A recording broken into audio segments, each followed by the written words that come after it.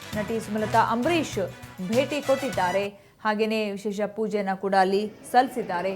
ಮತ್ತು ಕಂಠೀರವ ಸ್ಟುಡಿಯೋದಲ್ಲಿ ಅನೇಕ ಅಭಿಮಾನಿಗಳು ಕೂಡ ಅಲ್ಲಿ ಜಮಾಯಿಸಿದ್ದಾರೆ, ಆಪ್ತರು ಕೂಡ ಜಮಾಯಿಸಿದ್ದಾರೆ. ಸ್ಟುಡಿಯೋದಲ್ಲಿ ಡಾಕ್ಟರ್ ರಾಜ್ ಸಮಾಧಿಗೆ ಪುಷ್ಪಾಲಂಕಾರ ಮಾಡಲಾಗಿದೆ. ಡಾಕ್ಟರ್ ರಾಜ್ ಪುತ್ರರು ಮತ್ತು ಸಿನಿ ರಂಗದ ಗಣ್ಯರೆಲ್ಲರೂ ಕೂಡ ಅಲ್ಲಿ ನೆರೆದಿದ್ದಾರೆ. ಇವತ್ತು ಅಣ್ಣವರ ಹುಟ್ಟುಹಬ್ಬ ಹಿನ್ನೆಲೆಯಲ್ಲಿ ವಿಶೇಷ ಪೂಜೆಯನ್ನು ನೆರವೇರಿಸಲಾಗುತ್ತೆ. ಸಮಾಧಿ ಸ್ಥಳದಲ್ಲಿ ಮುಂಜಾನೆಯಿಂದಲೇ ಸಮಾಧಿ ಬಳಿ ಅನೇಕ ಅಭಿಮಾನಿಗಳು ಜಮಾಯಿಸಿದ್ದಾರೆ.